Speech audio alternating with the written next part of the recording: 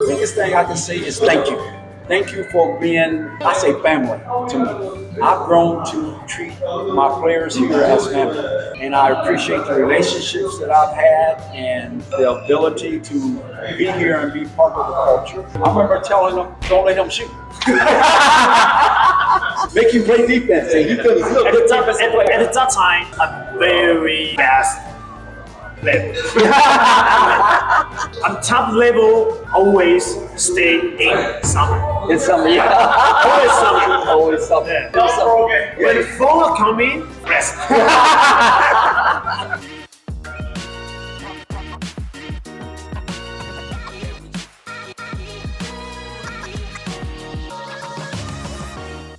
So, for your national team experience, what's the main obstacle between you and the players? Besides language? The language is part of it. Sometimes it depends on your interpreter. For me, things that I say, I'm not sure if the interpreter is saying the same thing I'm saying. And sometimes my interpreter wouldn't show the same emotion that I would have. When you talk to your players and your team, you have to talk in short sentences. So you will say it, then you stop. The interpreter will say it, then you talk again. Like in America, I could just talk and motivate and get excited and really get into it. But here, I say a few words, I get excited, and I gotta relax. Then I get excited. You know, it's hard. That's culture. That's culture. Yeah, that's different culture. Going back and forth. Part of training too. The training between Taiwan players and American players. It's a different concept. It's a different way of doing things we discussed before. Sometimes, not the players didn't really resist the training. They all enjoyed it, but I don't think accepted it as easily as it should have been. And so to get them on the same page with me after being trained by local coaches a whole different way, and I'm not saying which way is right or wrong, but to get them to change in mid-career. You know, some of them have been playing Taiwan basketball for 10, 15, 20 years. And then all of a sudden someone come in and say, no, you gotta do it this way, you gotta practice this way, you got to run plays this way, you gotta play defense this way. And they're like, I've never done that. And probably the easiest ones that has adjusted to that is those that have played in the United States.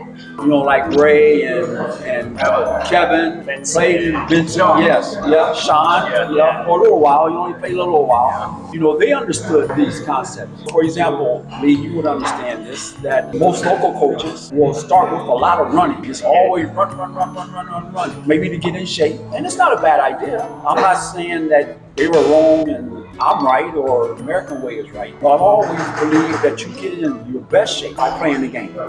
So I not only just run, I do it through play, through acting, through drills, through running for a purpose, trying to sprint to get a certain position. Yeah, I have one question. Oh, wow, you put me on the spot there. Coach Bo, because he listens very well and he tries to learn well from me. But Coach Son from NTSU, you know, is also in that category, who's now the national coach. And Aaron from Kuban, the assistant coach. Yeah. I like him. Some people say they are Parker generation. Most of those players is their star from their own team, like Kyle, JJ, Yes.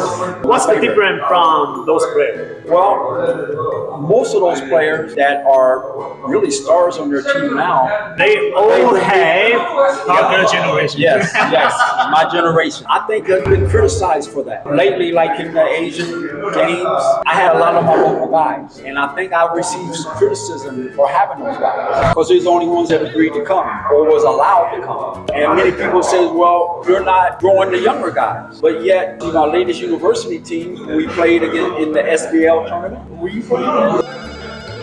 KKL? Yeah, you would have been, you definitely played. I remember telling them, don't let them shoot.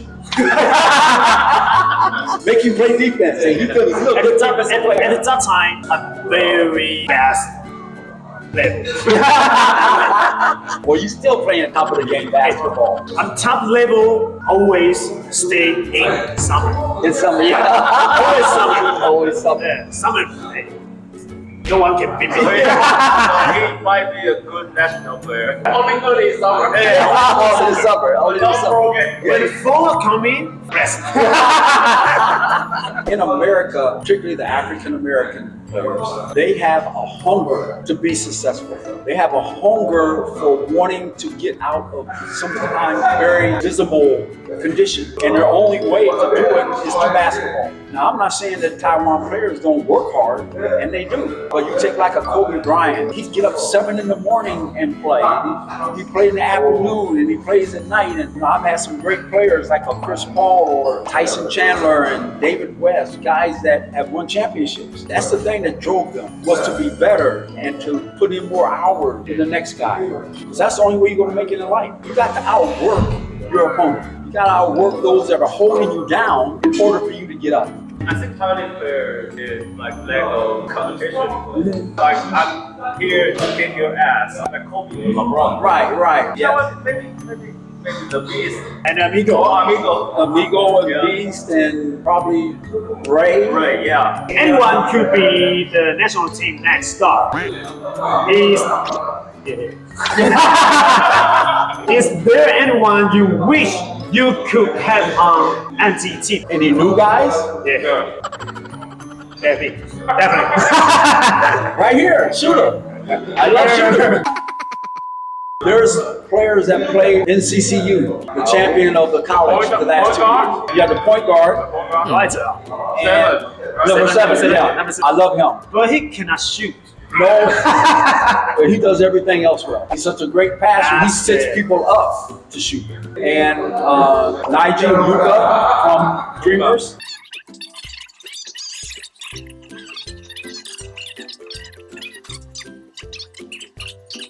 Yeah. Mao and Wade. Yeah, Mao and Wade. 2 of my favorite players. I love them. I should have brought the note. I think it was Mao that wrote me a very nice note that showed his appreciation of what I had done for him over the years. He just has that it about him. I would look at that it factor, Steve, as I call it. Just something about him that just grabs you. Yeah. You know, and there's certain guys you say are just winners. They'll do the little things to make you good. They'll make the one play that makes you win a game. Not that they're big or tall or strong or even, maybe sometimes even not that great a shooter. They just have that it factor. I call it the it factor. They just got it. You can't describe it, it's just it. And both of them have that it in them that will win games for them. So those are the kind of guys that I think are the future of Taiwan basketball and that can make a great impact. Bring each one guy, and he's been very angry with him. Oscar. Oscar, yeah. Oscar. I always wanted to coach Oscar. You know, he's always committed, but then he decommits. Okay. You know, I always wanted him, but he just never followed through with being with us. And there was always something that came up that wouldn't allow him to. He never played for a national team, right? Never, not the senior national team. No. And I wanted him very badly. Yeah. Very badly. That's one that I should have mentioned. I wish people in Taiwan was taller. It would have made my job easier. But when you don't have that size, then you got to have skill and you got to be able to shoot threes. Yeah. And that's the thing that we got to grow as a country to get to that level internationally and be in the top 25 in the whole world. Last one. Okay, last one. Okay. Any words to your fans and players? The biggest thing I can say is thank you. Thank you for being, I say family to me. Yeah. You know, I have family in the United States and kids and wife and everything, but I've grown to treat my players here as family. And I appreciate the relationships that I've had and the ability to be here and be part of the culture. I wish them great success. I'm glad that all of my former players are now leading their teams, whether it's here or in China. You know, between Vincent and Gavin and Ray. Particularly Ray. Ray's always been my favorite. Yeah. The games that he's played and the success that he's had has been very good for me to see and witness. So guys like him and the coaches that I've coached that have done well, I want to say thank you to them. So if you like our Parker show, you can leave comment if you want to say something to the Coach Parker. Yes. Leave comment and importantly subscribe. Subscribe, share, like, and membership. OK， 所以喜欢我们好不好？按赞、分享。然后，当然最重要，你真的有想要对 Parker 讲，你真的很想他，为什么？或是希望他赶快回来，你想要帮 Parker 介绍工作的也可以，好不好 ？Parker 都会看到你们留的话。So wish you all the best. You will come soon. Thank you.